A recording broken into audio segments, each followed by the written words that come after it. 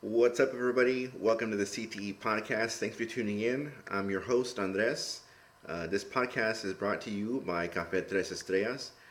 Café Tres Estrellas is a small batch craft coffee roaster that specializes in fair trade organic coffee. If you need a good cup of coffee, visit them at cafetresestrellas.com. So this is episode 5 of the podcast, and this question was sent in by Elisabeth, and full disclosure, she's my wife, so I thought it'd be a good idea to answer her question first from listener suggestions. You can submit your questions on Facebook to at the CTE Podcast if you want something answered here on the show. She commented on a Facebook post where I asked if you could go all in and change one thing about yourself, what would it be? And she wants tips on how to stop second guessing herself.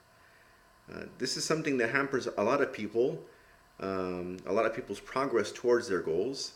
They play out a scenario to infinitude, and usually with all the bad outcomes.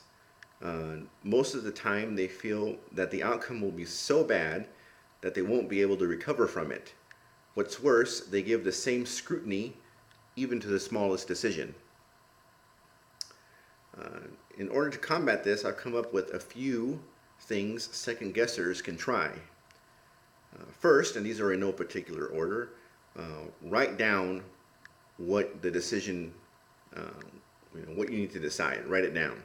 Right? If you can even bring yourself to writing it down, or if you can't even bring yourself to writing it down, that's a telltale sign that you don't need to spend a long time on the decision and its consequences.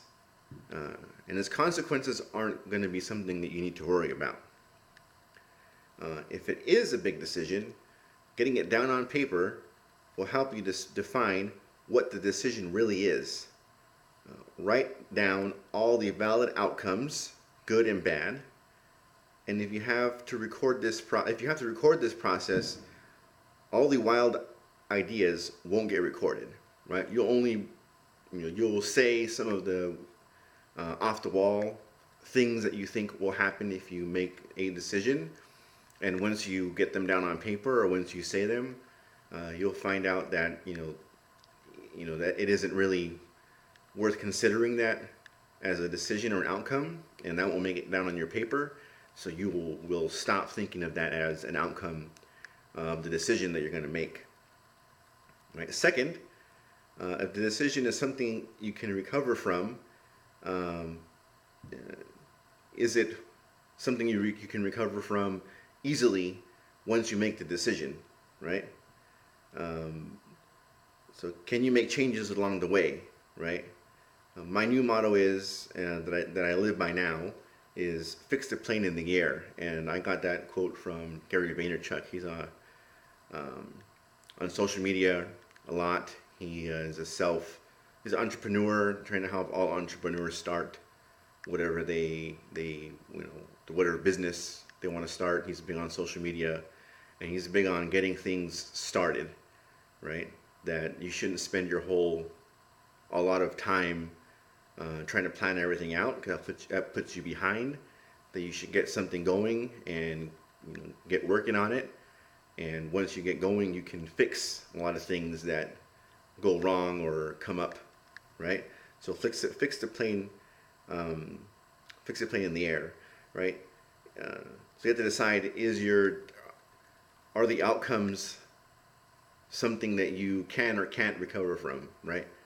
And if you can recover from the outcomes, then you need to go ahead, and even if it's not the best decision, if it gets you going in the right direction and you can fix the bad things that happen, then you should start doing what you're planning, right? Right? Is your decision going to put you so far behind that it doesn't matter how great it is, right? That's an important question also, right? If you're have to make a decision and you haven't found the right answer to what you're looking for, or the answers you have on the table, going to put you so far behind that you can't recover from, right? So that means that those decisions those are off the table, and you have to come up with a new one, right? you want to get something out there and improve upon it, right? Being first to the market or getting going is very important to making progress. Third, be okay with things not going well, right? Second guessing yourself may come from an inability not to be able to deal with failure. There may have been an incident when you made the wrong decision and you weren't, in your mind, able to recover from it. You most likely were able to move on, but at the time it felt like the world was going to end. Accepting failure is an important skill. People who have never experienced failure, which people who always say that they're winners and all they do is win, have a hard time bouncing back, right? You want to accept that, yeah, you're going to fail sometimes, and that's okay. So you can do two things. You can stop doing it, or you can learn from what went wrong and make changes, and then you'll be in a better position when you start up again. And lastly, set a deadline for the decision. When the clock is ticking, you'll have to go. You'll have to stop all your overthinking and come to a decision. A task will take as much time to complete as you give it. So don't waste your time trying to find a reason why something won't work. Use your time and find a way to make it work. I once heard someone say that perfection is the disguise of insecurity. Once you realize that most decisions aren't as important as you think, and that most outcomes can be changed with a little extra work, making decisions will come a lot easier. So I hope that helped Elisabeth when she watches this video. I'm recording in the garage, so she's probably listening in upstairs. That's the show for this week. So thanks for tuning in. If you have any comments or questions, please leave them in the comments below.